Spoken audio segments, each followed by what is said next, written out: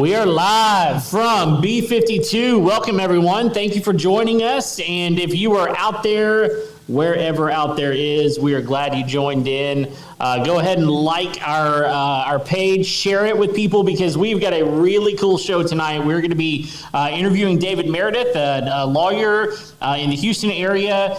He does all kinds of estate planning, wills, those types of things. We're going to get into more of that. We're also going to be talking about entity formation today. And so we're really excited that you're here. We've got a live audience. Everybody, yay! Woo! That's right. Make some noise. That's right. They're actual people. That's right. I'm here. Craig's here. I'm here. All right. Yeah, we're gonna get it rolling tonight. We want to make everybody online, if you're watching, and everybody here in the audience, be sure and jump in the chat, because we told everybody here tonight we're running a contest. The person with the best comment tonight, which means it gets the most thumbs up, wins one of the Crazy Clean toilet cleaners. And then the VIPs, if you leave the link to your business, the link that gets the most likes in the chat is also going to win one of these. And let's go ahead and kick that off, because this is our first sponsor tonight, Crazy Clean. Guys, this is a really cool product. There's no chemicals. It's just magnets. It keeps your toilet from scaling. And it's our first big sponsor that we have. We're really excited about bringing these down. We interviewed the CEO. He brought this product to light back on the Joan Rivers show. And now he's rebranded it as Crazy Clean. And it's Crazy Clean with 2 Ks. And you can jump on their website and order these. They're running a special right now. I think when you order 4, you get a pretty significant discount. Everyone that I've given one to has said, can I get more? And the answer is no. You have to go buy them. That's right. Because that's how they continue to be sponsors of the show. Kevin, how do you get a hold of them? Pretty simple. Just go to Crazy Clean, KrazyKlean.com. Go there and you can order it right there off their website. Yep, and bear with us, because we're going to go ahead and get through all of our sponsors. We got a lot of great people that helped us make this event happen tonight. We've got Lone Star Appliance Repair, our longest standing supporter of the show. Guys, right. If you want to get your appliance repaired, it's just way cheaper to get your appliance fixed than it is to go take out debt to buy a brand new one. They have all the tools, they have the inventory, they have the staff. In fact, some of them are here tonight. They can talk to you about how to get your appliance fixed. You can reach out to them and give them a call. Number is 936-647-2364. You can also text them. Text them. That's right. Get Pretty simple. You can also call True Texas Solar. They got the booth over here on the left. Go visit them tonight. They're also one of our sponsors, regular sponsors on the show, but they're one of the VIP sponsors tonight for all of your solar roofing solutions. Guys, they can get you taken care of, and it's not just solar. They can get you solar, they can get you a battery, they can get you a whole home generator, they can get that system integrated and make sure that you never have to tap into the grid again. You can give them a call, reach out to them. 936-286-8325. Right, and we got Walkie Wilson, a law firm right over here, guys, when you are going through a difficult marriage separation or any, what else are we dealing with over here? Custody issues, thank you. Yeah. Prenups, postnups. Just listen. Fantastic group. We love working with them. They've been a big supporter of the show. In fact, I think you have like one of our biggest clips right now. It's like 50,000 views. Yeah, it's crazy. So anyway, reach out to them. Give them a call. What's the number, Kev? Number is 281-942-4052. Also, one of our VIPs is Paul the plumber. Paul's sitting right here. He and Deborah have been on the show a couple of times now, right? Yeah. Yeah. And listen, commercial, residential, they're going to get taken care of. Fantastic family business. They want to get your plumbing solutions taken care of. So, when the crapper goes out, give them a call. You don't want to deal with that. That's right. Can you clean it? Look, they're going to appreciate it if you have a Crazy Clean in there before you. Paul's selling them right now. That's right. So give them a call. Kevin, what's the number? 832-521-3252. All right. We also have Marianne with Memory Making Vacations. She actually planned a vacation for us just this last year. We took the whole family to Universal. It was incredible. Even though Disney's her specialty, she knocked it out of the park for our Universal trip. And she specializes in Disney and cruises. And look, she specializes in Universal because she kicked butt on that one. Whatever your vacation plans, she can make it happen. She's going to be there to take care of you from start to finish. I've talked to her when she's been talking with clients when she's on vacation. She's going to take care of you. Give her a call. How do you get a hold of her? Her number is 936-689-9879. All right, we also have Adrian with us tonight, in-home floors, right? That's right. Yeah, That's the one. Kitchen and bath. He's wanting that backlink. I know what's going on with him. Listen, kitchen, bath remodeling, floors throughout the house. Guys, he has, do you still have the mobile showroom? Yes, sir. Yeah, mobile showroom will drive it up to the house, let you look at the products that they have available. He is stellar when it comes to this. He'll help you get it designed, help you get it finished, help you get it knocked out. It'll be beautiful. I've seen some of the stuff. He actually just did a project for one of our former guests, Christy Fennell. Fantastic remodel on the condo, right? Yes, sir. Yeah, dude, it looked beautiful. Congratulations on that one. So, how do you get a hold of him? Get a hold of them by 832-420-0844. Awesome. Am I missing anybody? Did I miss one? I mean, Meredith Law Firm. We can talk about them. We got David with us tonight. His name's up there on the screen. Yeah. So we're gonna be talking about all things having to do with his profession.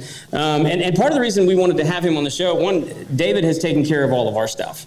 And he has been a fantastic resource for our business and for our family. And we wanted to make sure that you guys had the opportunity to hear from him, listen to what he does, listen to how he's been taking care of us. I mean, I don't mind if you share, all of the, gory details of our situation. That's attorney privilege. But sure, yeah. we don't have time for that. You don't have to, that's right. It's just a 1 hour show, Craig. That's right.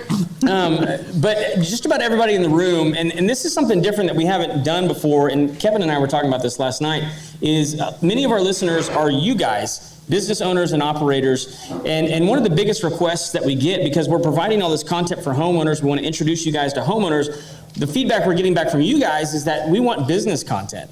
We want to hear, like, what are the nuts and bolts of running a business? And so this is one of the big ones for me. We had a tragic situation in our life that really encouraged us to move over and have a conversation with Dave about setting up a trust, and in order to protect our business. And it can be complicated and it can be difficult, and it's not always a fun conversation. But it's a necessary one. And so we wanted to make sure that you guys had the opportunity to hear from a professional that does this every single day. He does it for guys like you. And so we're just going to get into it. If you don't mind, I mean, just to kick it off, let everybody know exactly what it is that you do in a nutshell. Yeah, well, to start, I thought it was interesting that to get people to come listen to a lawyer, you have to hold this at a brewery where they can have a lot to drink. So, It's fair. It's fair. Anyways, but no, so our practice focuses on, as you mentioned earlier, estate planning. Some people know it as trust and estate work. Basically, what we do is we talk to people all the time about who you love and what you have and what's going to happen to those people, what's going to happen to those things if you're either incapacitated or you pass away. And unless there's somebody here who owns absolutely nothing and plans to live forever, then at some point you or somebody that is close to you will need work that we do or work that somebody like us does. And so essentially, we talk about what happens if you don't have the mental ability to talk to your bank, or you can't talk to the insurance company, or you can't talk to a doctor, or you pass away, what's going to happen to your house? Where's your business go? Stuff like that. So that is, kind of in the broader scheme of, the legal profession, it's a really small niche, but we cover a lot of stuff under that umbrella. Okay. And, I mean, just to kind of kick it off, what is there a significant difference between like a will and a trust? So both of those are going to pass along your assets to somebody after you pass away. The big difference between the two, and so when you talk about a trust, what I'm going to refer to as sometimes what we call a living trust. Right. It's a revocable trust. There's also irrevocable trust. But under this strategy, if you have a will, when you pass away, very often, like to the tune of probably greater than 90% of the time, we're going to have to go through probate after you pass. Okay. Because a will doesn't transfer title on anything. A will just says, when I die, here's where my stuff goes. So, and real quick, for people that may not, what's probate? So probate's the process of transferring the ownership of that thing. Let's think about a house. So let's say if you have a house and you pass away and your will says, I want it to go to my wife or my kids, the will just tells us where it goes. Probate's the legal process of transferring that title from you, who's now deceased, to the people that you've identified in your will. Okay. So probate's a title changing process. And who's responsible for the probate process? So in your will, you have named an executor. It's not an executioner. Somebody mentioned a while back, but It's already taken you're already care of. dead. But the executor, sometimes known as an administrator, but that's the person that you have said, when I pass away, here's the person in charge. Okay. So that will goes through probate. That's a legal process, can take, on average, at least in our office, and it's not because we're slow, it's because the courts are slow, but there's probably 6 to 9 months of work. A trust, on the other hand, to quickly answer your question, if that trust is properly set up and properly funded, you can avoid probate. There's still some work to do, Sure. but you don't have to go through the court process. So, I mean, if there's a business tied up in your passing, Yep. and you don't have a living trust set up, and you just have a will, what could that potentially do to your business? So it could certainly put things on hold for a while, because you need to know who has the ability to run that business, who makes business decisions, who has the authority to sign on bank accounts, who can write payroll checks to your employees or pay the bills that are coming in. So business succession or business continuation planning is certainly something that we talk about with folks that have an existing business that they're running and operating. Right. Not everybody does, but most of you guys do. And so that's certainly part of the discussion of, if I pass away or if I can't run my business, who else is going to do that for me? Yeah. And so is a trust necessarily only active in the event of someone's death? I mean, is it something that can come into effect? I mean, I imagine there's lots of situations that. Yeah, so you can create a trust that would only exist after you pass. So for example, if you had a will, you may say, I leave things in trust to my spouse or in trust to my kids. So that type of trust does not exist until you pass and we go through probate. Or you can create what we call a living trust. And the way I just kind of describe that to my clients is, we're creating this trust while you're living, therefore we think of it as a living trust. That trust exists while you're alive. As soon as you sign it and execute the document, that trust exists. Initially, it's unfunded. So, By the way, I think of a trust like a bucket. So if you picture a big bucket, you've created the bucket, but an empty bucket doesn't do us a lot of good. We've got to put stuff into it. That's what we call funding. And then you've got to designate somebody who's in charge of the bucket. That's the trustee. So who's going to put stuff in, manage it while it's there, and take it out and distribute it out to the beneficiaries. And does it have to be one person? I mean, you can have several trustees. You can, yeah. So if it's a husband and wife, very often both husband and wife are going to be co-trustees of that trust. Not always, but a lot of times that's the case. If it's a single person, that single person could be the trustee. You could have a third-party trustee. There's situations where that's going to come into play, but a lot of times if you create a trust, you're going to be the trustee of that trust. And for people like our audience tonight, I mean, that are in business, and maybe they're operating several, but why is it that you encourage them, or maybe you don't, I don't know. I mean, would you encourage them to look into a living trust, and if so, why?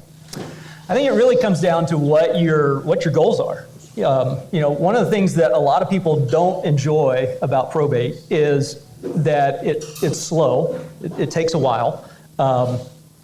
It's not free. It costs some money. Yeah. And it's public. So for most folks, you're not going around passing around copies of your wills. I didn't see anybody here say, here's a copy of my will, take a look at it. That's a private document while you're alive. Oh, good to know. Another thing that you're probably keeping private is your financial data. How much money's in your bank account, what's in your 401k, how much is what's your business worth, stuff like that. When you pass and you go through probate, anything that is submitted to the court becomes a public record. And so your will, private while you're alive, but when we go through probate, you can get online, anybody can get online, a free account with the Montgomery County Clerk, Harris County Clerk, doesn't matter, and you can read any will that's just been submitted up there for probate. Oh, wow. For example, I was using this example a few years ago, and I pulled up the will of Barbara Bush, former First Lady of the U.S. It's on file with Harris County Court, Probate Court number 1. And you can see where George W. signed it as the executor of the estate. And so it's not just for normal people that have to do that. I mean, presidents, do that. And so So first, it's public. And then the inventory, while we don't always have to produce that to the probate court, very often we do. And that lists all your assets that are considered in that probate matter. It also shows the value of those assets. So all that financial data that you've been keeping close to the chest while you're alive, that very often becomes public after you pass away. And so, to your question, Craig, do you need a trust? It depends. I mean, if you're comfortable with disclosing all that stuff when you pass, then a will's going to be perfectly fine. If you would rather keep things a little bit more private and not have the courts involved in what's going on, then a trust may be a good option for you. So it sort of shields you a little bit from the public eye if you don't want to just be disclosing like your financial data and all that kind of stuff. Yeah, it's a way to help you keep things a little bit more private and confidential. Because frankly, I mean, when it gets down to it, a lot of folks really don't love the fact that their neighbor or their disgruntled heir can know, hey, I wasn't part of the will, or I didn't know you were worth X number of dollars. I thought you were less than that. What's going on with weird Barbara? stuff. That's the thing, is weird stuff happens when people die. Yep. Like, people come out of the woodworks and be like, I want part of that, and it's like, who are you? And that weird stuff happens. It's why it's really, really important to take care of this ahead of time. Yep. There's a painting in my parents' house that my sister and I have agreed to leg wrestle over. Oh. Someone needs to video. She might, but I think my mom actually put it in the trust, and I asked her what she did, and she's like, it'll be a surprise. Oh, jeez. I was like, that's not fair. We needed to have combat. It's the only fair way. So, I mean, well, like, take us a little bit through the process. I mean, I've gone through this with you a little bit, but like, I want them to kind of know. I mean, because it's not easy.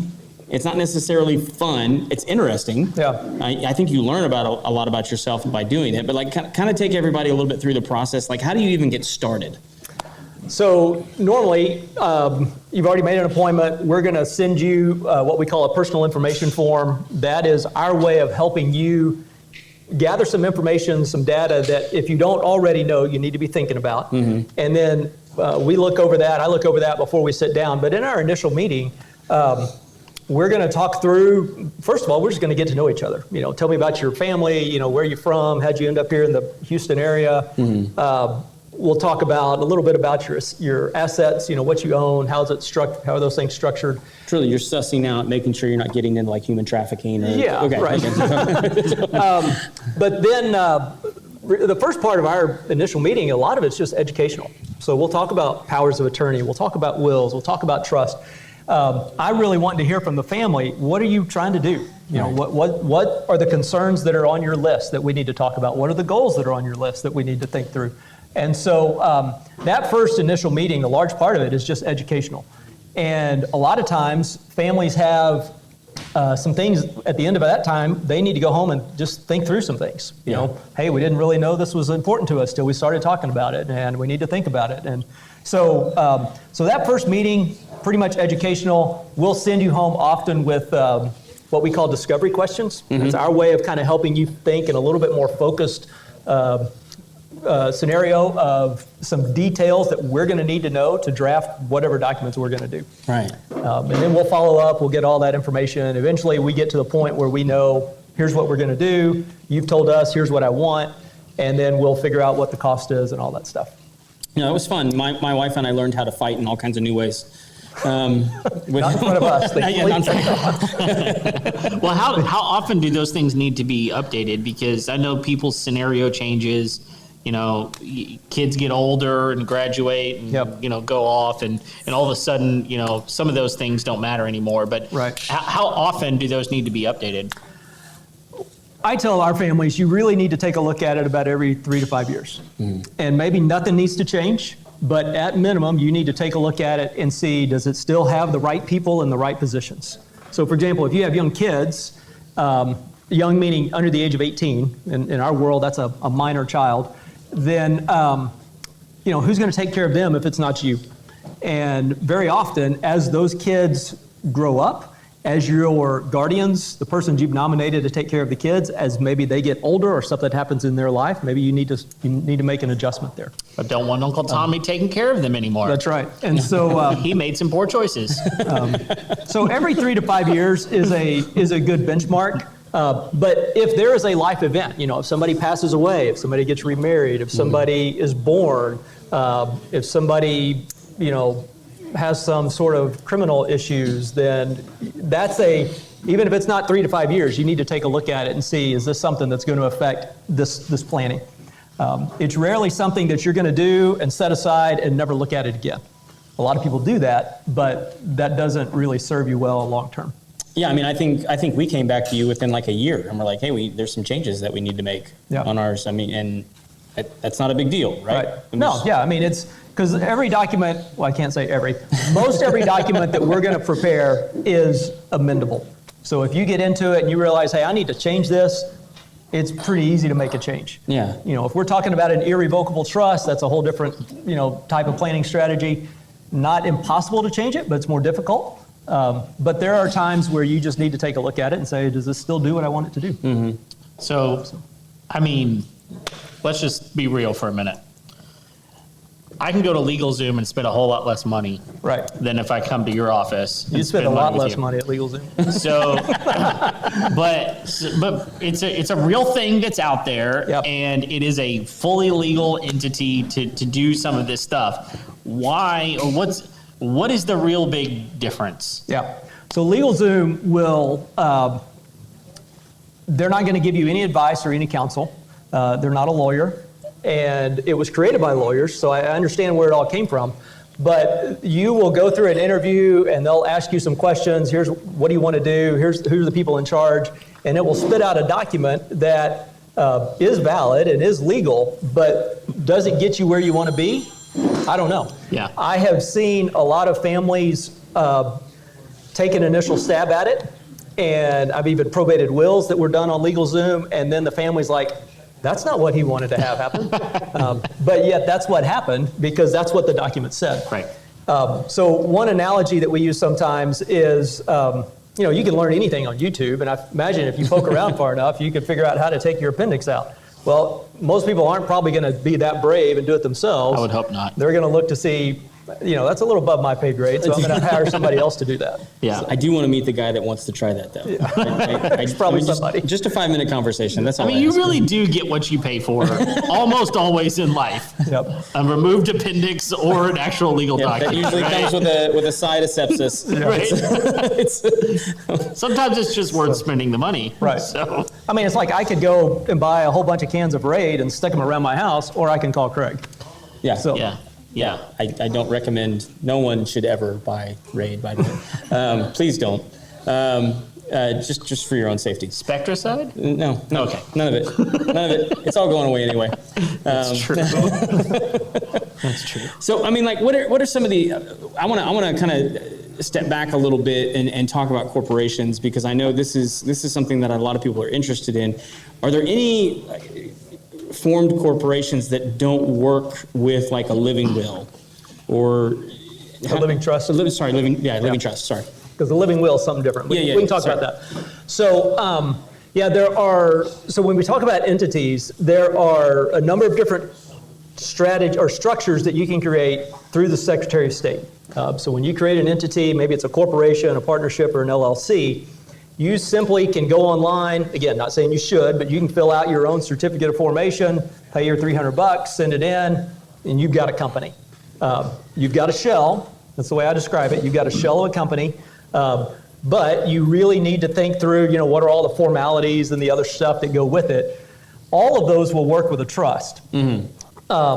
One of the things that a lot of people come to us is, and through our discussion, something comes up and they're like, well, hey, I'm worried about, if I hit somebody in the intersection and somebody sues me, can they take my stuff? Right.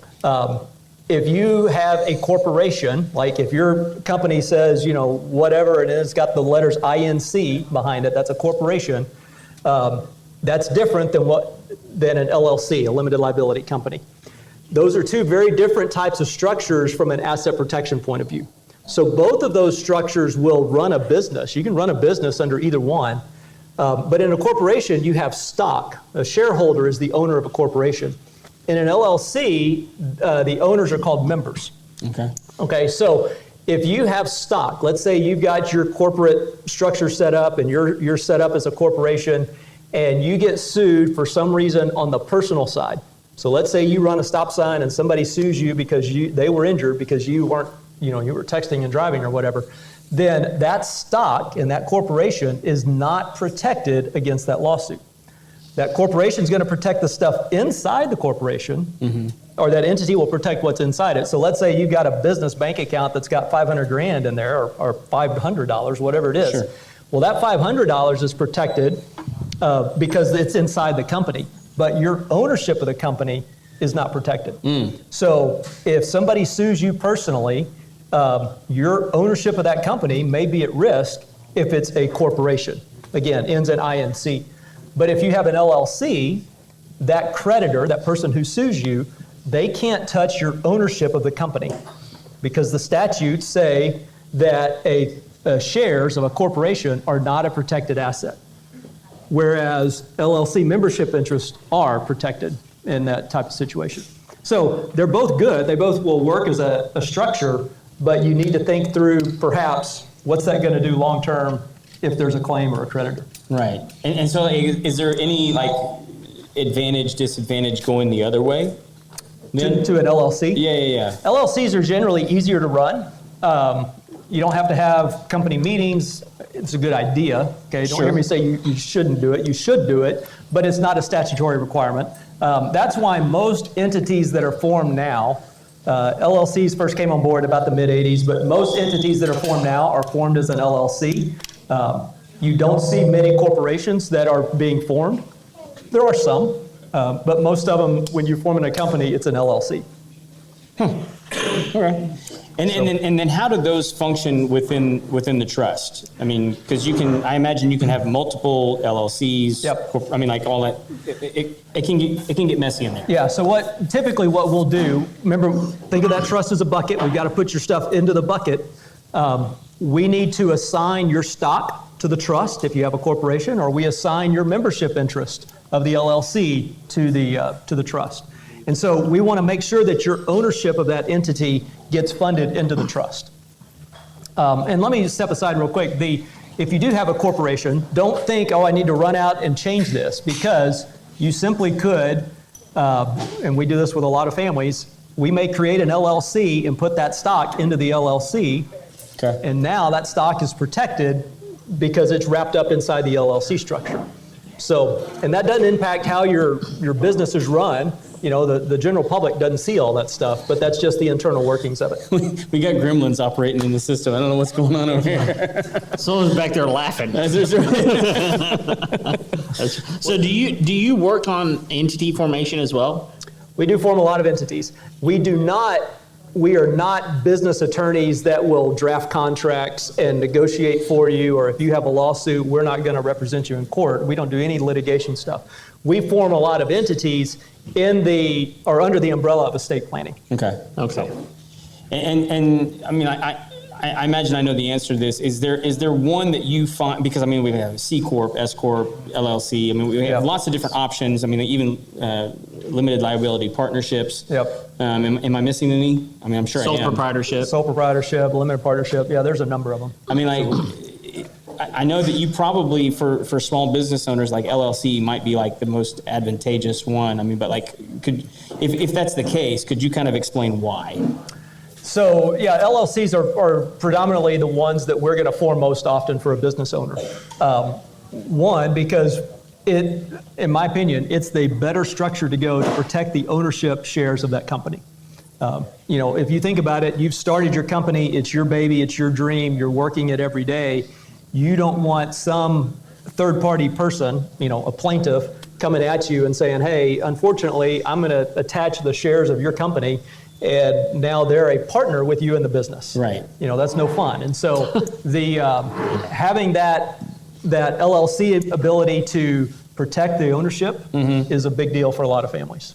But a lot of that, the difference between like a sole proprietorship, partnership, especially, you know, going from an S corp to a C corp, is a lot of that has to do with like how much money you're bringing in too, right? Like, yeah, so that's probably more of an income tax question. So I would defer to a CPA on that, which I'm not. But you know, if you run your company and you want to be taxed as an S corp because you're going to be an employee and you want to be able to get a discount, or not a discount, excuse me, you want to be able to pay yourself dividends without Social Security and FICA and Medicaid and all that type of stuff, then that's probably a better way to go. Okay. But that's a CPA question. I tell my clients, I'm not your CPA. I'm not going to give you tax advice. I'll give you legal advice. And don't let your CPA give you legal advice. That's fair. So, yeah. Is it difficult to transition from one entity formation to another? No, it's not. It's not impossible. It's not the easiest thing to do. So typically, you know, like I said, if somebody has a corporation and they're like, I don't want my shares to be at risk, we won't convert the entity to an LLC. We'll just create an LLC and assign the shares to the LLC. Okay. And so then you can still run your corp like you've always done, but the ownership is now protected. Right. And I think we've actually talked about that. We're talking about forming like a separate LLC to kind of hold ownership in all the businesses that we have. Yeah, more of a holding company. Yeah. Yep. This is all very confusing. So I think that's it's one of the reasons, though, that you need to talk to somebody that knows what they're talking about and fully can go, okay, here's your situation. Here's the things that you've got going on, because everybody's different, right? I mean, Craig and I are really good friends, and yet our families are vastly different in the way we handle things and, you know, businesses and all that kind of stuff. And so everybody's different. And so finding the opportunity to step in, just have a conversation and make sure that you're, I don't know who it is. Who knows what it is, man? Yeah, just roll with it. But I just think that the conversations are really healthy because, you know, sitting down and having a conversation doesn't lock you into anything, right? Right. Yeah, I mean, it doesn't hurt to sit down and talk. No, and, you know, if you don't take our advice or our counsel, that's fine, you know. But yeah, it's at least an opportunity to sit down and kind of explore the options and see what's important. Well, no, one of the things I'll just tell you from my own experience, we had an interesting situation in our family that happened, and we needed to try to figure out some estate planning stuff. And I called David and was like, hey, I've got this really weird thing going on, and I need to figure out what's the best path to go. And, you know, it was a great conversation that we just had on the phone. It wasn't there was no, you know, presuppositions anywhere. There was no hassle of, hey, you need to come back in and do this, that, or the other. It was just a conversation. It was one of the things I really appreciated about the opportunity to talk is just, it's very, very informal, but also very solid advice. So was really, really helpful for me. Good. Yeah, and guys, we're fixing to open it up to Q&A, and like we want to make sure that you guys, everyone gets an opportunity to ask a question if they want to. So if you've been thinking like, hey, I need to ask that, go ahead and get ready. We'll ask you to come up to the microphone so that everybody can hear the question, and then David can have the opportunity to answer it. David, while they're getting ready to bravely approach the microphone, is there anything that we didn't cover that you want to make sure that everybody has an opportunity to hear about? Yeah, we didn't. So we kind of jumped in talking about what happens if you pass away. You know, what a will does, what a trust does. And while that's probably nowhere on anybody's horizon, it's going to happen to all of us at some point. But one thing you also need to be thinking through is what happens if I don't have the ability to, you know, just run my business or talk to my bank or talk to my doctor. And those documents, that's what we call power of attorney and healthcare documents. Everybody needs to give some thought to that. Yeah. And especially if you have young kids, you need to be thinking about, you know, who's going to serve as a guardian for my children if it's not me, if it's not my spouse. If you have older parents, however you define older, you need to make sure that your parents have documents in place that if you can't or they can't do certain things that you or somebody that they trust can. So for example, earlier today, I'm on the phone with State Farm. I'm the agent for my father who lives in Abilene. He's got some shingles blew off the roof, so I'm talking to State Farm, scheduling those guys to come out. Yeah, good luck. So, yeah, but just being able to answer those questions and say, hey, I've got everything in place. Here's what you need to do, or here's what you need, State Farm, so you can talk to me. saves you a lot of headache. So what is that you guys have set up with your dad that allows you to do that? Just a simple power of attorney. Power of attorney. Okay. Well, and I'm looking out to the people that are here, and a lot of you are home service based business, and you do stuff it's risky.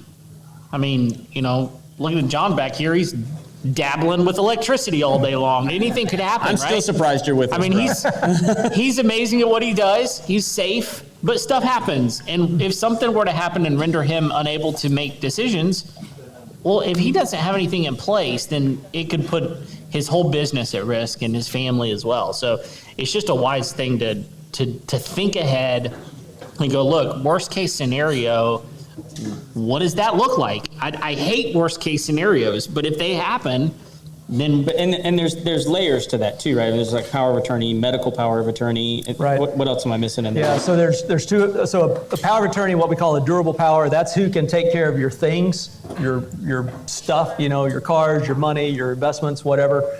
The medical power, who can make medical decisions on your behalf if you can't do it yourself. Right. A HIPAA release, that's who has the ability to get information from a doctor. Mm-hmm. And then what we refer to as a living will, sometimes known as an advance directive, that is where you give instructions to your family regarding end-of-life conversations.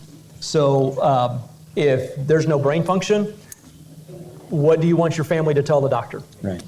So those things are really important. We often use the phrase in our office, it's not a problem till it's a problem. And everybody just kind of cruises along and everything's going fine, and then all of a sudden, oh my gosh, I got a problem. And if you didn't take care of it beforehand, sometimes we can fix it on the back end, but sometimes we can't.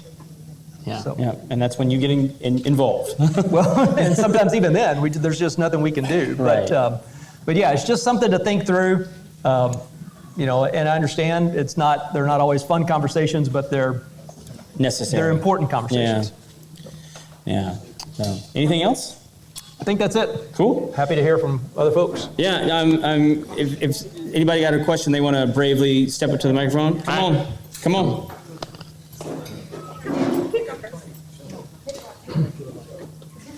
All right. Hello.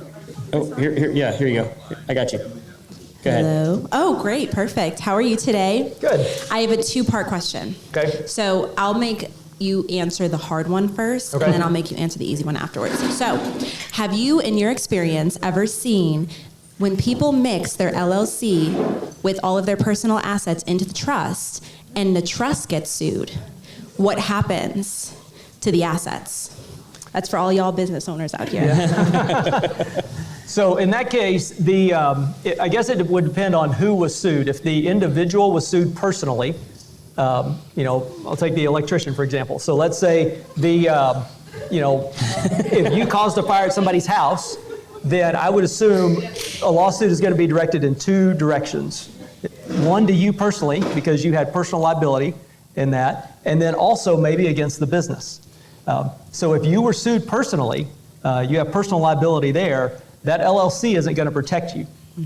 The trust won't protect you either. That living trust, the living trust doesn't provide us any asset protection. So if there's personal liability, there's really nothing you can do to legally shelter yourself from that. You could have insurance, you could have liability insurance or, professional insurance in some capacity, and that will do it.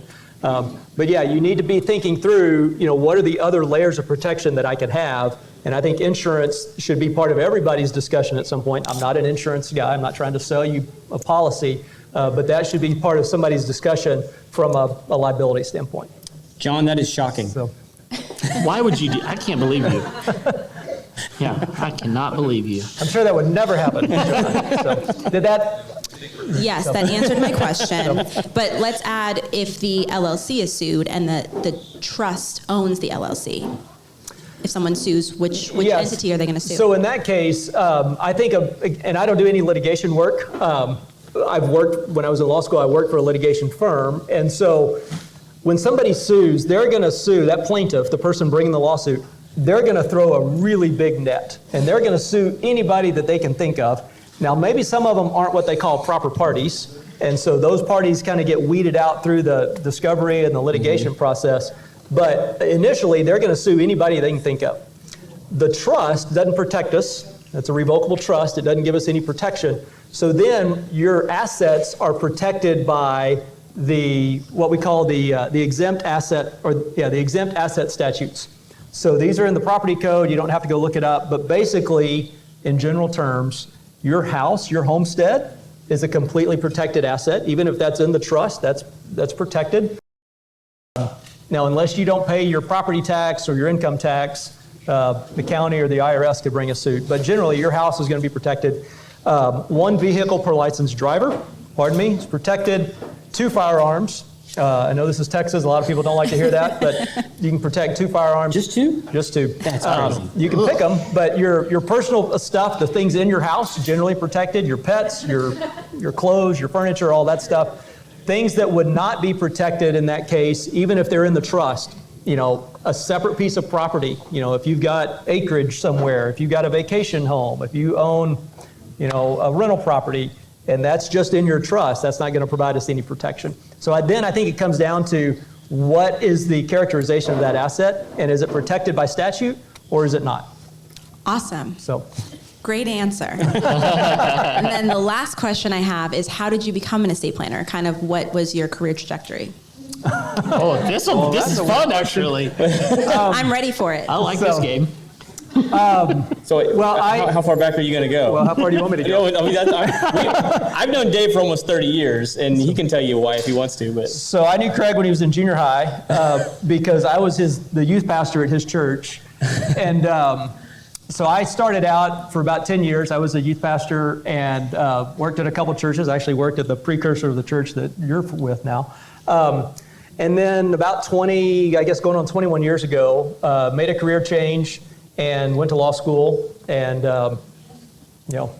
3 years of law school and a couple of years working for another little firm, and then started my own firm. So yeah, it wasn't the traditional, I'm a lawyer because I've always wanted to be a lawyer. It was never on the radar until I was about 33 and had one child who was, I think, our oldest, who's now 21, I think he was 3 when I started law school.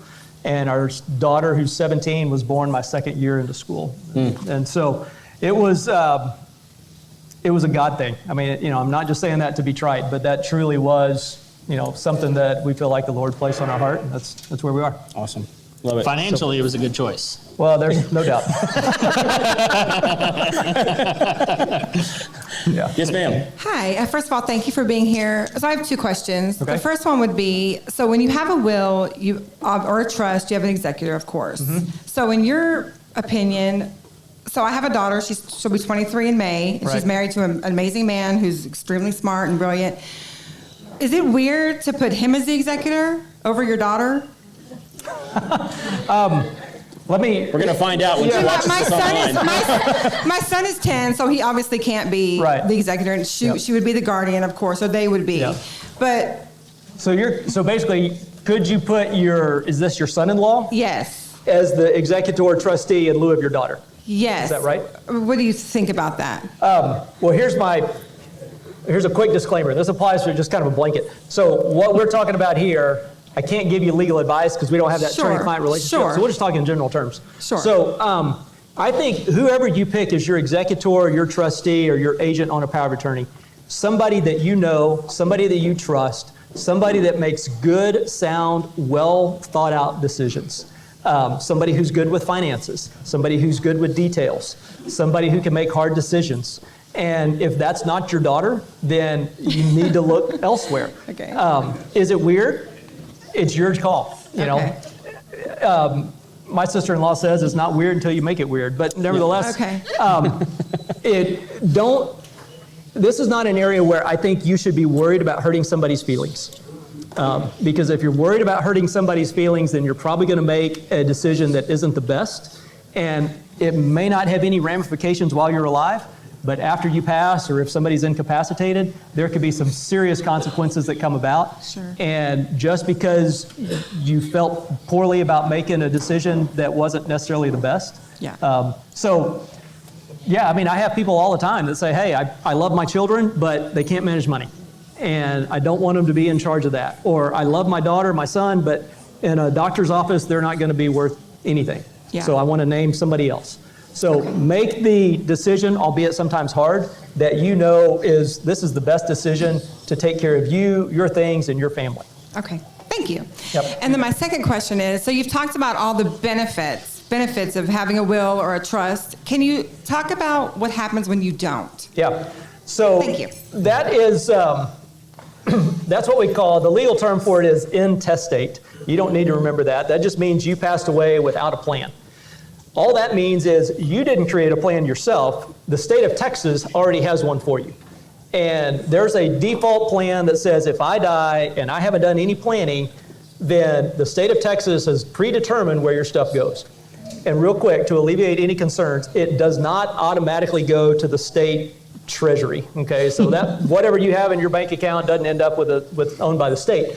It does mean that it will pass. There's any number of scenarios. So I mean, we could be here for 3 hours talking about all this stuff, but generally, if you're married and you have children, and those children are also the children of your spouse, so like Jennifer and I, we've got 2 kids. If I were to pass with no plan, all of my stuff would go to Jennifer because that's what the state of Texas says.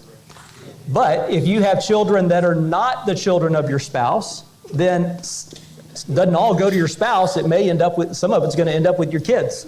And if they're not 18, then there's going to be a trust that the court will create. So there's all sorts of scenarios. So that's where people that do LegalZoom stuff, I mean, sometimes it doesn't work the way they want. Yeah, and they think they have a will, and they do have a will. It just doesn't do it what they want to do because, there's too many factors to go into it. Yeah. Last question. Okay. I promise. And why do you think people would not do that, get a will or a trust? Like, what's the reason? I think people don't like to talk about it. I don't love going to the doctor, but I know I should go to the doctor. I think one, people don't want to talk about it, so they don't want to have those difficult, scary, sometimes hard conversations. Yeah. And I think cost is one, or another factor. I think people are like, you know what, I'd rather do something else with my money than pay a lawyer. So I think it's just fear of the unknown, or it's a financial issue, and I think it's going to cost, $25,000, and it might, depends on what's going on, but it probably won't. Well, but I will say that like cost is determined by a lot of things other than money, right? So I mean, the cost of things are going to come one way or the other, and if you wait and don't do anything about it, the cost might be pretty high. Pretty high. Yeah. In comparison to what it would have cost to just step in and have a conversation. Well, that's true, because the most complicated and the most expensive probates that we handle are ones where people did no planning at all. So it was free for them while they're alive. They didn't have to talk to a lawyer. They didn't spend any money. They didn't worry about it. But when they pass away, I guarantee you that is the most complicated, the most expensive estate plan you could do. Yep, 100%. No doubt. Yes, sir. Yes, sir. Hi, guys. Thank you all very much for coming here tonight. Adrian, then on Flores. A few questions. As long as nobody kicks me off, I'm going to keep asking them. But one, you glanced over talking about a revocable trust, a living trust. Mm-hmm. What are the differences between a revocable and an irrevocable trust in specific regards to taxes, as well as if you have an irrevocable trust and the next generation needs to change something, how hard is that? Okay, so the taxes first. When you have a revocable trust, that is a see-through or a flow-through entity from an income tax perspective. So Jennifer and I have a revocable trust. We still file a 1040 tax return. That's your personal income tax return. If you have an irrevocable trust, that irrevocable trust is a separate taxpayer. It's got a unique tax ID number. It will file a separate tax return. It files a 1041. That's a return for a trust or an estate. And one thing that changed a few years ago, this gets a little political and into the tax laws, but the Congress changed the tax code to where a trust is taxed at the highest income bracket at, put me on the spot, I want to say it's about $14,400 or $14,500, somewhere in that range. So if that trust earns an income, let's just call it 15 grand. The trust earns income of 15 grand. It is going to pay income tax at the highest taxable rate, which is, I think, a 37% tax bracket. Whereas an individual or a couple, you're not going to be in the highest tax bracket. I think a married couple is there at $450,000 of income. And if there's any CPAs listening, I may be off on those numbers a little bit. But the point being, an irrevocable trust is going to pay more tax if the income is retained in the trust. You might distribute the income out and then the beneficiaries pay it, but that's one difference. Your second question was how to change it. Is that right? Yeah, an irrevocable trust, to my knowledge, is very, very, very hard to change down the line. Yep. So if you are passed away, which I don't even think that matters, but if you are, and they need to make a change, something drastic happens in the world and it no longer is valid, right? How hard is it to change? So it's not impossible, but it is not near as easy as just coming in and making a change to the document and signing your name on it. Very often we need to include the court, so we may need what we call a judicial modification. It's not a trial, there's no jury, it's not law and order, but we need to present documents or information to the court. Here's what the trust says. Here's the reason why this trust is no longer effective the way it's drafted. Here's the change we want to make, and we're looking to you, Judge, for authority to make that change. If the trust allows us to use somebody called a trust advisor, that has to be drafted into the trust, and that person can revise the trust. There is a strategy called, we call it decanting. Basically, there's a statute in the Texas Trust Code that allows us to sometimes create a new trust, pour that asset or whatever's in that old trust into the new trust. So there's possibility of doing that there. So there's ways to do it, but it is more complicated and more extensive than just making a change on a piece of paper and signing your name on it. Cool. So. And second question, you've mentioned them before as strategies, and a lot of them are. There's different, reasons that you come up with trusts and different hierarchies for the different trusts. Right. And we've talked about a lot of defensive ones, but switching a little bit gears to an offensive trust in which I want to set up some type of bank structure like some of the, Rockefellers and Rothschilds for future generations. Yeah. How do you utilize a trust and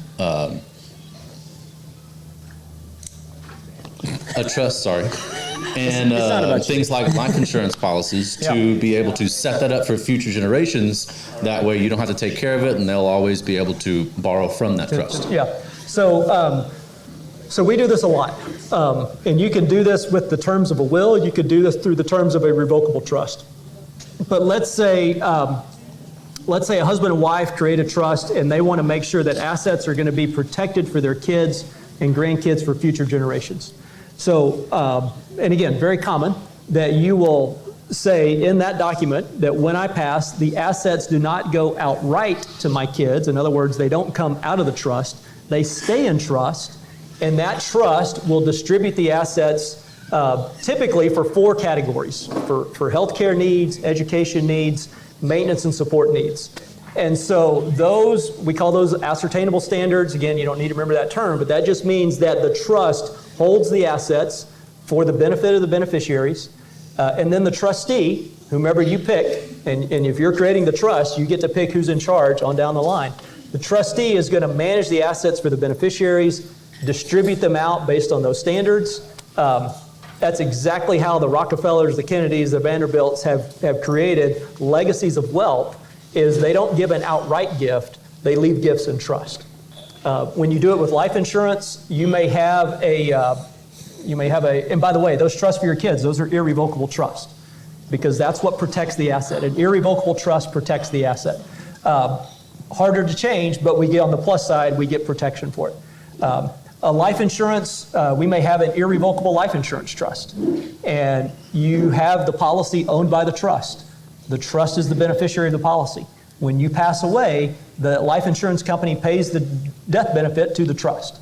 So all of a sudden, it's got cash in it now. That cash is going to be invested, and then the trustee manages the money in the trust for the benefit of the beneficiaries. So it's an extremely common strategy. And can you, on that line or train of thought, can you then set up the irrevocable trust now so that generations down the line, whenever someone is born and they are of age, the trust will actually open up a policy on that child to keep funneling money into? You could, yeah. I mean, you could have the trustee give them the authority to buy insurance for future beneficiaries. Cool. Well, thank you very much. Yep. Thanks, man. Oh, here we go. Okay, I think my question's kind of changing gears a little bit, Okay. but going back to business formation. So when you have people that are forming business, let's say like they're forming a business together, right? They're each married, and something happens to one of the spouses, but it was formed during marriage. Do you counsel your people, or do you talk to them, or set up paperwork that would separate that business from being a part of community property, or kind of dissolve that if something were to happen to one of the business owners? Yeah, so we talk about that a lot. So when you talk about community property, Texas is a community property state, so we presume that anything you acquire while you're married is owned between the husband and wife. That presumption can be overridden or rebutted, but you've got to show clear evidence as to why it's separate property. But when a situation, let's say these guys are creating a business, they're both married, even if they don't put their wives on the operating agreement, they're not on the LLC formation documents, it's separate property, presumed to be separate property, unless we know for certain that it was separate property of either one of these guys. And so typically in business succession planning discussions, it often comes up, if Craig passes away, is Brandy going to step into that role of running the business? And maybe so, but maybe the other partner says, I really don't want to be in business, no offense, Brandy, with, Craig's wife. And so He'd be a fool. yeah. But yeah, so that's something you need to think about, is if you've got a business created by two separate families and you're wanting that business to, continue, what are the implications that if one of you passes away, how is that business ownership piece going to be handled? Does it go to your spouse? Does it come back to the business? Does the other owner have the opportunity to buy their spouse out? And so to clarify, like when people go online and they just start a business for $300 Secretary of State, that's not figured out. LegalZoom have been going to tell you that. Yeah. So when you create your business with the state of Texas, all you're doing is creating the shell. You don't have any legal structure that says what happens if one of us passes away, or if we want to bring in a new partner, how's that going to work? Does that person buy into the business? Do they just get the business? Yeah. So, it's those types of things that, going back to the LegalZoom question, they're not going to answer that question for you. So. Yeah. Awesome. Come on. Oh, sorry, go ahead. This is good. Okay, so a few questions. I'm really short. Okay, so one, just following up on yours, talk to a family law attorney along with your business law attorney if you're setting up a business during a marriage. Because you could potentially do a post-nuptial agreement. Yep. To protect yourself. Two, for a gun trust, do you do gun trusts? And how is that going to be relevant if a couple is getting divorced or someone passes? How does that pass? I do not do gun trust. That's a kind of a niche area of, the trust and estate stuff. So frankly, I don't. I don't know enough about it. And honestly, I can't compete with, whomever that's going to, the gun shop that says, here, sign this form, it's an extra $99.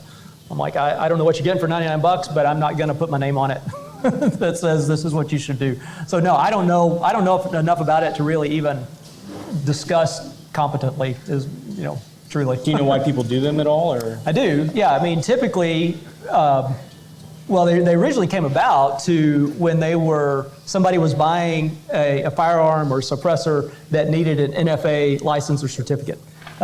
And so that's, from my perspective, that's why people were doing it. I know there's other things that, if you're going to hold your 9mm in a gun trust, I guess you could. But, sure, yeah. Yeah, so I'm sorry, I just don't know enough about it to give you a good answer. No, that's fine. Mm-hmm.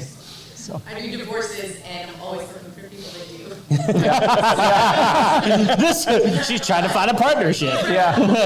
I can't imagine guns being contentious in a divorce. Yeah. No. Never.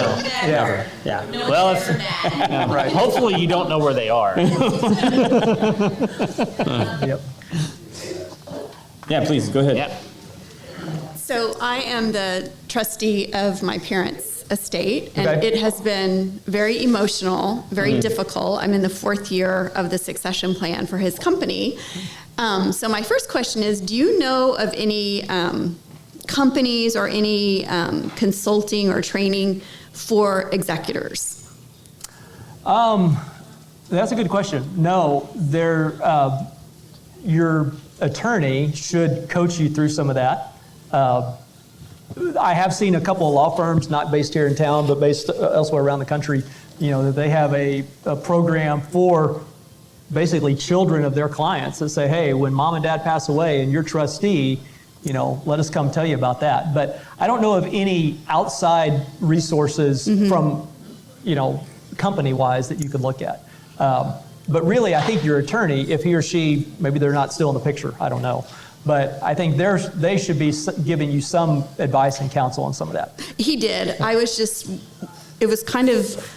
curious about that because it's something that you don't know what you're getting into, and then all of a sudden you've got all this paperwork, and so yes, I lean very heavily on the lawyers, but there's a whole other piece of it, the emotional part and all this stuff, and I was thinking that might be a good business opportunity. Yeah. Well, we do a lot of hand-holding for folks in your situation, and because it is new.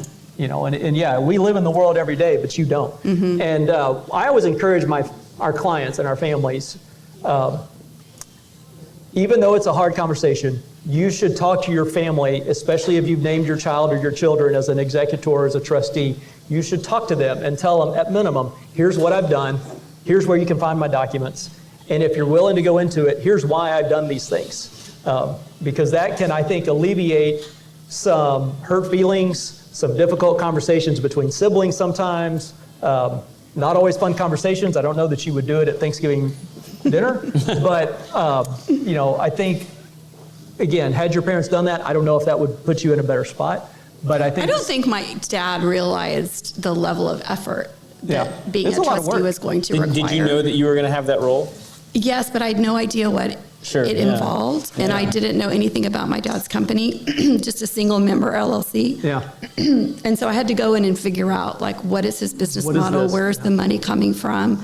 So there was a lot of work involved, and then figuring out selling his business and all that. So I was just curious if there was consulting companies or something that did that, because I did have great legal support, but they can only, do so much for you. Yeah. But my second question is, now we're in the 4th year of this closing everything out. And so my question is about, the will open to trusts, one for me and my family, one for my sister and her family. And so there's contributions that go out, and now we're wrapping it up. So my question is, how do you wrap it up? Or do we just file some paperwork that closes the trust? And then what happens if money comes in that we weren't expecting? Do we have to open it back up again? Yeah. So did your parents have a living trust, or did they have a will? A will that opened a trust with the inheritance. Makes sense. Okay. So there is a way, eventually you'll get to the point, sounds like you're close, where you're going to make your final distribution, you're going to pay your final income, file your final income tax return, and be done. And then you're going to distribute what's left.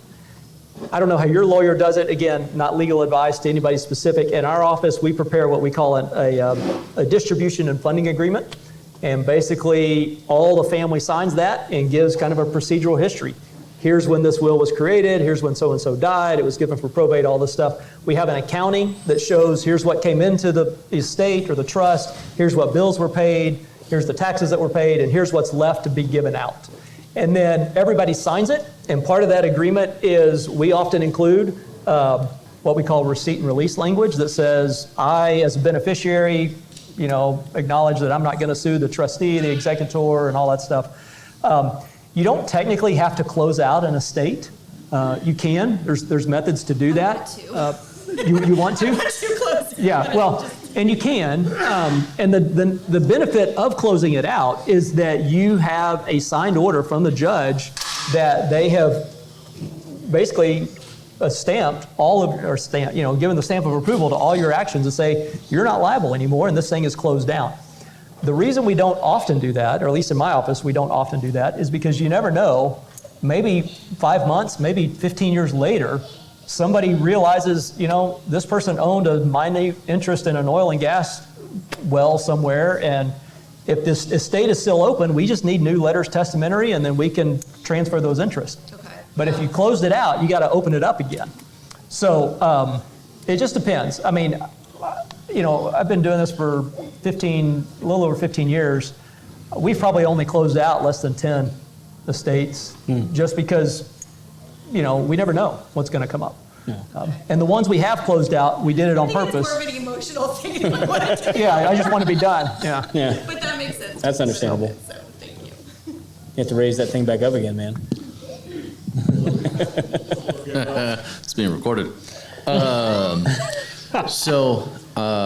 Okay, question. So if we've now realized, oh shoot, I'm not protected at all, and you fall off the deep end as far as research goes, and you want to trust with a Wyoming LLC as a holding company, and then multiple other LLCs that rent out from the holding company LLC, and you want to set up this structure of asset protection and anonymity, how much would something like that cost coming from just I've got a business, but I want help?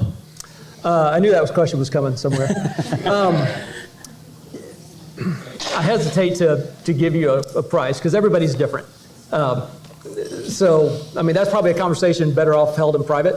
I will tell you that at least the way we do business is that once we know exactly what we're doing, we're going to determine from the planning side, we're going to figure out what our fee is.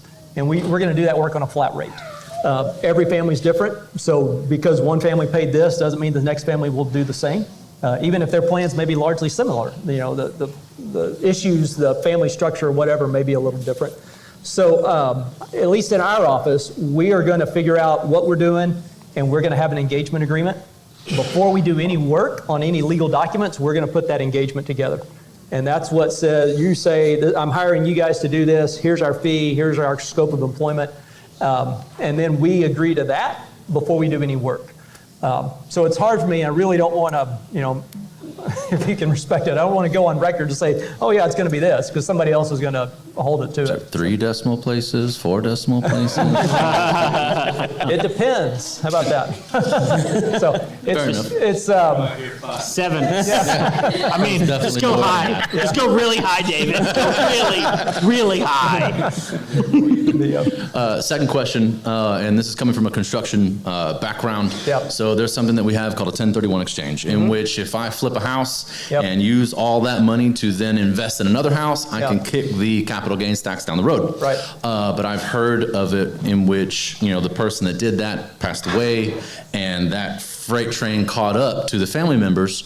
In that situation, would it be better to have a revocable or an irrevocable trust from a tax and probate standpoint? I don't know that I know the answer to that. I'm not an expert on 1031 exchanges. But generally speaking, a revocable trust is going to be taxed at your taxable rate, whatever tax level you're in. An irrevocable trust, like we talked about earlier, depending on the level of income, is going to determine what tax bracket that irrevocable trust will be in. So the 1031 exchange, you have an arbitrary amount of days in which to invest that money 60 into, days or something, like 60 days, to take that money and then use it to put it back into the assets, right? Before those capital gains come true. So if you pass away and it goes to the trust, would it be better to have an irrevocable trust, because now the ownership changes to the trust, versus if it's a revocable trust in which it still is under the same tax idea? Yeah, I mean, I think it would depend on what other assets would be in the irrevocable trust. You know, is there anything that's producing income that's going to bump it up into the highest tax bracket? I think that may be a question. It's probably more of a CPA question than me, honestly, because I think that's more of a income tax issue. Sorry, I can't give you a good answer. Fair enough. Nope. Thanks. Yep. Anybody else? Cool. I think everybody's drunk from all. You're like, this Clearly. guy's just throwing it on. Give me another one. All right. Oh, John's coming. Okay. I'm going to keep this simple. All right. So if you go from a single owner LLC, if you go from a single owner LLC, and then you add another owner, which now there's 2 owners. But now you want to add 4 more. What's the best way to do that? So you go from 1 to 2 to 6? Yes. Is that right? Same entity? Yes. LLC? Yeah. So in that case, again, not legal advice necessarily, but just kind of in general terms, you're going to need to think about, as a single member LLC, are you taxed as a sole proprietor, or are you taxed as an S corp or a C corp or a partnership? When you bring on other people, if you were previously taxed as a sole proprietor, you're now automatically going to be taxed as a partnership. You can elect S corp or C corp. So we did an S corp Okay. for 2, then potentially getting 4 more. So very likely, again, your CPA, because I'm not, your CPA Is that a would, CPA question? yeah, they may say, hey, just keep the S corp structure. And I see a lot of CPAs that, advise families that way, or business owners that way, because that can make more income tax sense. But another thing you're going to need to think about is, how do those new partners, how much of the business do they get? How are they getting that? Are they buying into the business? And who's going to be in control? If you're the original, this is my company, are you going to maintain a majority ownership, and these guys have a minority ownership, so you get to call the shots? Fair enough. So those are some things that, I know that wasn't exactly your question, but you kind of need to be thinking about as you bring more people on, where does control sit? If it was your company, do you want to maintain that control? Do you give them voting rights? Do you give them non-voting rights? Okay. And that's not really our world. That's more of a business transactional attorney. But those are things that you probably need to be at least running through your head on that. Okay. Yeah, I'll ask you later. I can't think of the other one. Okay. Thank you, John. Anybody else, guys? This is your shot. You got All one? right, come on. So again, or I guess for you guys, I'm completely ignorant, so you're going to help me out. Okay, so I've got an LLC. Okay. I'm a roofing contractor. At what point do we move towards the S corp concept? Probably a CPA question for you. Okay. But as an S corp, if you're structured as an S corp, you will be able to, my understanding is, you're going to be able to take distributions out of that company that you don't have to pay what generally are referred to as payroll tax. Right. Whereas if you're an employee, so you'll get a salary and it has to be reasonable. Right. You can't pay yourself, $1 a year. Whatever a roofing contractor makes is what you'll pay Right. as salary. But then other monies that are held in the business, you can take, we often call them shareholder distributions. Right. Or member distributions. So, but those you don't pay all those payroll tax stuff on. Okay. So I think that's more of a question for your CPA, but it can have an impact on your income tax liability at the end of the Right. year. Yeah, my very limited understanding, and again, not trying to get into anything that I don't know about, it really has to do with how much money you're bringing in. Right. The more money you bring in is where you start going, okay, I'm probably need to protect myself differently. And really those corporation changes are about protection. Right. And they are about tax help as well, but the protection on your assets and those sorts of things, that's where those changes come in. Right. So it's a business partnership, and it's kind of similar to what you said. We've had that discussion of when we reach a certain point, do we need to start going into S corp situation? I haven't talked to my CPA or his CPA yet, but yeah, my biggest advice would be not only get with your CPA, but also if you don't have and this goes for all of you, if you don't have a tax planner in working with you, then you're probably leaving money on the table. I mean, I will guarantee you're leaving money on the table if you are not tax planning. Right. There are tax preparers. right. And there are CPAs that will help you with all that. But the planning of it to make sure that you're doing the right things as you're going through the year. Yeah, throughout the year, yeah. That will completely change your ability to understand, even, do I need to be a sole proprietor or S corp or C corp or any of those sorts of things, because there are also different opportunities you have to work with tax advantages in those different things Yeah. as well. I appreciate that insight. Thank you. No. Yeah, thank you. Anybody else? Would a tax planner be separate from a CPA? Yes, absolutely. And a lot of times, just so you know, a lot of times, depending on who you find, it could be the same person, by the way, but a lot of times they're different. But what I'll say is, a lot of times, depending on, you're an electrician, there are certain tax plans that certain planners will have to go, look, you are a electrician. this is your plan, because I've already figured out what the plan is. Same thing if you're a plumber or if you're a remodeler or whatever it is that you're doing, and all of that. But you'll typically pay for a tax plan, and they can either be, a lot of times they'll go, hey, I want to be your fractional CFO, because I want to make sure that all of this is taken care of, and you're just going, great, because I don't have to think about it, and you're going to save me so much money, it's worth it. It's absolutely worth it. Or they might say, hey, here's the tax plan, it's a one-time fee, here's how much it is, and you just execute it yourself. And then you take those plans, and then you use them throughout the year, and then your CPA works with you to make sure that it's all compliant and all that kind of stuff, and then your tax preparer can take care of it from there. And a lot of times those are 3 separate people. Fair enough. Yeah. Cool. Anybody else? Cool. Guys, thank you so much. Give Dave a hand. I mean, he's a trooper. Yeah. So we'll hand out awards afterwards. Thank you guys so much for jumping and sticking with us this whole time. Hopefully it was valuable. If you haven't yet, you can follow us on the QR code on the front of the table. Or if you're online, just click the heart and the thumb and all the kind of fun stuff. We appreciate you guys. Ring the bell. Yeah, Ring the bell. Ring that bell.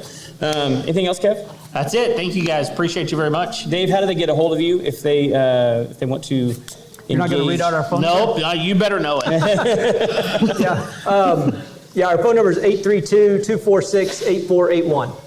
Awesome. So 832-246-8481. I'm sure you got some business cards with you. I have a few. Okay. And if I run out, then give me your info and we'll reach out to you. And we can, and if you need him, you can get a hold of me and Craig. Y'all all know us, and we can get you in touch with him as well. Awesome. So, Thank you, guys. all right. Catch you next time. See you later.